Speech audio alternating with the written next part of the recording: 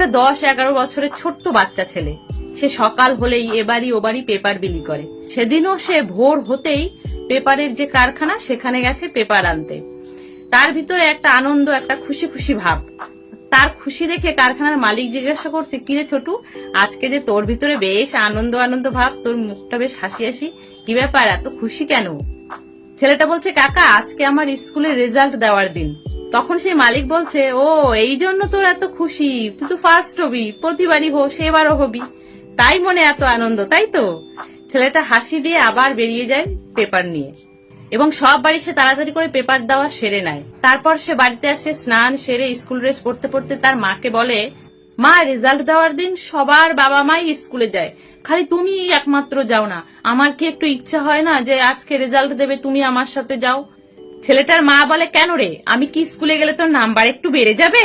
ছেলেটা এই কথা শুনে গোমরা মুখে খেতে বসে।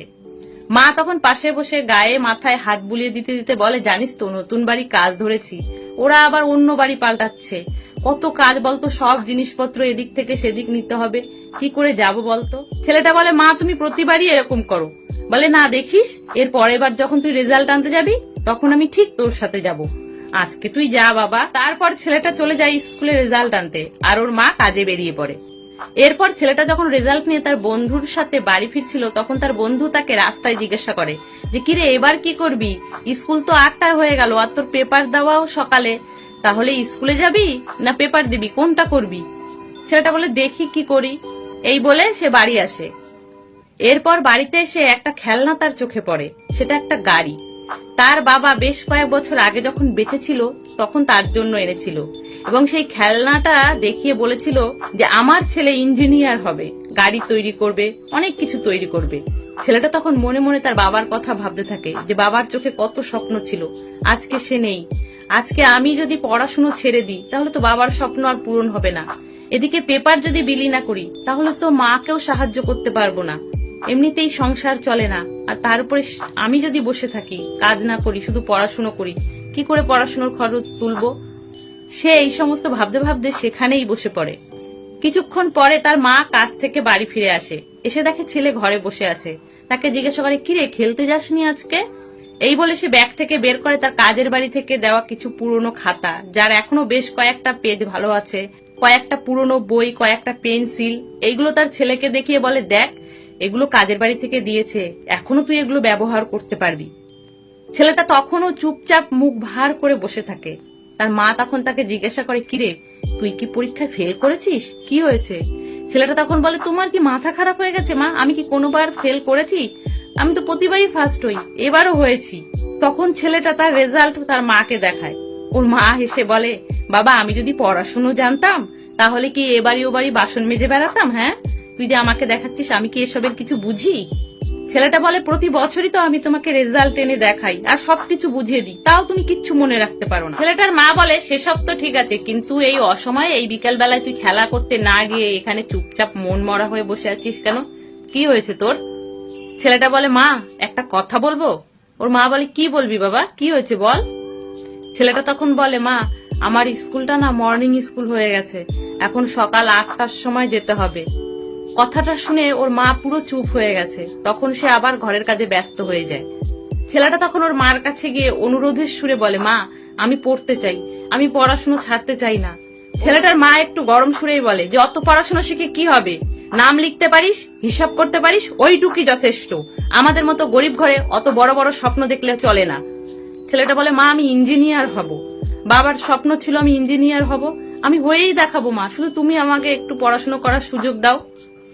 এই বলে ছেলেটা কান্না করতে করতে ওর মাকে জড়িয়ে ধরে। ওর মা বলে, দেখ বাবা, আমাদের কপালে যদি ইঞ্জিনিয়ার হওয়াই জোটে তাহলে কেন আমরা এই গরিব ঘরে এসে জন্মগ্রহণ করব বল? এই কথা বলে ওর মাও কান্নায় ভেঙে পড়ে, আর কান্না করতে করতে বলে যে, তুই বন্ধ কর বাবা, এই স্বপ্ন দেখা তুই বন্ধ কর। পরের দিন ছেলেটা আবার যায় সেই পেপারের কারখানায় পেপার আনতে। মালিক তাকে দেখে জিজ্ঞাসা করে, কিরে কি হয়েছে তোর, আজকে এত মন খারাপ দেখা যাচ্ছে, কি হয়েছে? ছেলেটা তখন বলে, কাকা আমার স্কুল না সকাল 8টায় হয়ে গেছে, আমি কি করে এখন পেপার দেব? তখন সেই কারখানার মালিক বলে যে, আরে 8টায় হয়েছে তো কি হয়েছে, তুই একটা সাইকেল কিনে নে, সাইকেল চালিয়ে 1 ঘন্টার ভিতরে সমস্ত বাড়ি তোর পেপার দেওয়া হয়ে যাবে, তুই স্কুলেও যেতে পারবি আবার পেপারও দিতে পারবি। ছেলেটা বলে সাইকেল কিনতে গেলে তো কাকা অনেকগুলো টাকার দরকার হবে। মালিক বলে আরে না রে, পুরনো সাইকেল এখন 1,1200 টাকায় পাওয়া যাচ্ছে, তাই একটা কিনে নে। ছেলেটা তখন ভাবতে ভাবতে আবার পেপার নিয়ে সব বাড়ি পেপার দিতে শুরু করে এবং সেটা কমপ্লিট করে তার বন্ধুর সাথে দেখা করতে যায় এই বিষয়ে কিছু পরামর্শ করার জন্য। তখন ওর বন্ধু ওকে পরামর্শ দেয় যে দেখ, স্কুল তো সকাল 8টায়, তোর দুপুরে ছুটি হয়ে যাচ্ছে, দুপুরের পর থেকে অন্য একটা কোনো কাজ ধর। ছেলেটা তখন রাজি হয়ে যায়। তখন দুজনে মিলে এ দোকান সে দোকান ঘুরে ঘুরে বেড়ায় আর জিজ্ঞাসা করতে থাকে যে কোনো কাজ আছে কিনা, কিন্তু কেউই ওই দুপুরের পরে আর কাজে নিতে চাইছে না। এরকমই একটা মুদিখানা দোকানে গিয়ে জিজ্ঞাসা করে কাজের জন্য, সেও না করে দেয়। চলে আসার সময় তার বন্ধু একটা লজেন্স তুলে নেয়।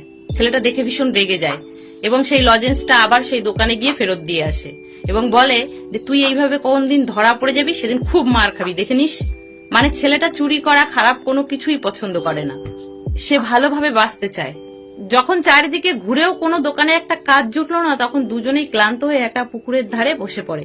ছেলেটার বন্ধু তখন বলে তুই তোর মাকে গিয়ে বল না 1000 টাকা দেওয়ার জন্য, তাহলেই তো হয়ে যায়। ছেলেটা বলে মা দেবে 1000 টাকা? বাড়ি ভাড়া এখনো 4 মাসের বাকি আছে, আরো কতজনের টাকা পাবে, সেগুলো শোধ করবে না আমাকে 1000 টাকা দেবে সাইকেল কেনার জন্য? ছেলেটার বন্ধু তখন বলে দেখ, আমি তোকে একটা বুদ্ধি দিতে পারি। ছেলেটা বলে কি বুদ্ধি? বলে যে কত সাইকেলই তো রাস্তার পাশে এদিক সেদিক থাকে, সেখান থেকে একটা চুরি করে আনলেই তো হয়ে যায়। ছেলেটা শুনেই রেগে যায়। ছেলেটা বলে তুই যদি আর কোনোদিন চুরির কথা বলিস, তোর সাথে আমার কোনো সম্পর্কই থাকবে না, আমি স্কুল ছাড়তে রাজি আছি, কিন্তু চুরি আমি কখনো করব না। এই বলে ছেলেটা চলে যায়। রাত্রে খেতে বসে ছেলেটা একটু ভয়ের সাথেই তার মাকে বলে মা আমাকে 1000 টাকা দেবে? ওর মা বলে 1000 টাকা কোথায় পাবো রে, কি করবি 1000 টাকা দিয়ে? বলে একটা সাইকেল কিনবো। বলে ঘরে খাওয়া জুটছে না আর তুই খেলার জন্য এখন সাইকেল কিনবি?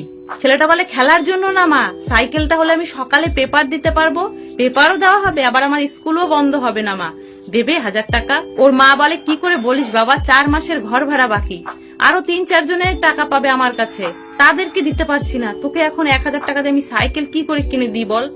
তোকে বলেছি না যে পড়াশোনার ভূত মাথা থেকে হাঁটা, আমাদের যখন কাজ করে খেতেই হবে তখন অত পড়াশোনা করে কি হবে তোর? ছেলেটা এই কথা শুনে ভীষণ রেগে যায়। সে বলে আমি ইঞ্জিনিয়ার হব তো হবই। এই বলে সে ভাতের থালা ঠেলে দিয়ে উঠে পড়ে, আর খায় না, গিয়ে শুয়ে পড়ে কম্বল মুড়ি দিয়ে। ওর মা 1000 ডাকার সত্ত্বেও আর খেতে আসে না। পরের দিন একটা বাড়ি সে পেপার দিতে গেছে, দেখে গেটটা খোলা আছে আর দারোয়ান বসে বসে ঘুমাচ্ছে। সে আস্তে আস্তে গেট খুলে ভেতরে ঢুকে দেখে একটা সাইকেল দাঁড় করানো। সে তখন সেই সাইকেলটা নেয়। সাইকেলটা নিয়ে যখন বাইরে বেরিয়ে যাবে তখন আড়ে আড়ে আবার দারোয়ানের দিকে তাকায়, দেখে তখনও দারোয়ান ঘুমাচ্ছে। সে যেই একটু জোরে চালিয়ে বাইরে বেরোতে যাবে, সাথে সাথে গেটের সাথে ধাক্কা লাগে, তাতে শব্দ হয়। তখন দারোয়ানটা জেগে যায় আর চোর চোর চোর বলে তাকে তাড়া করতে থাকে। সে ছেলেটাও জোরে সাইকেল চালায় আর দারোয়ানটাও পেছনে ছুটতে থাকে এবং তার সাথে আরো মানুষ যোগ দেয় চোর ধরার জন্য। এইভাবে ছুটতে ছুটতে যখনই দারোয়ানটা তাকে ধরতে যাবে তখনই তার স্বপ্নটা ভেঙে যায়। ধর্মর করে উঠে দেখে পুরো শরীর তার ঘেমে গেছে আর সে বাড়িতেই আছে, ঘুমিয়ে ঘুমিয়ে এতক্ষণে স্বপ্ন দেখছে। এরকম সময় ও শুনতে পায় যে বাইরে ক্রিং ক্রিং আওয়াজ হচ্ছে। ছেলেটা ছুটে দরজার সামনে যায়, দেখে ওর মা দরজার সামনে দাঁড়িয়ে আছে। ওর মা একটু হাসি মুখে বলে আয় তো বাবা, বাইরে আয়। ছেলেটা তখন ভয়ে ভয়ে বাইরে আসে। ওর মা তখন দেখায় যে এই দেখ, তোর জন্য এটা এনেছি। ছেলেটা তাকিয়ে দেখে একটা পুরনো সাইকেল। ভয়, হাসি মাখা আর কান্না মুখ নিয়ে সে তখন তার মাকে জড়িয়ে ধরে। তাহলে বন্ধুরা, আজকের গল্পটা কেমন লাগলো প্লিজ একটু কমেন্টে জানিও।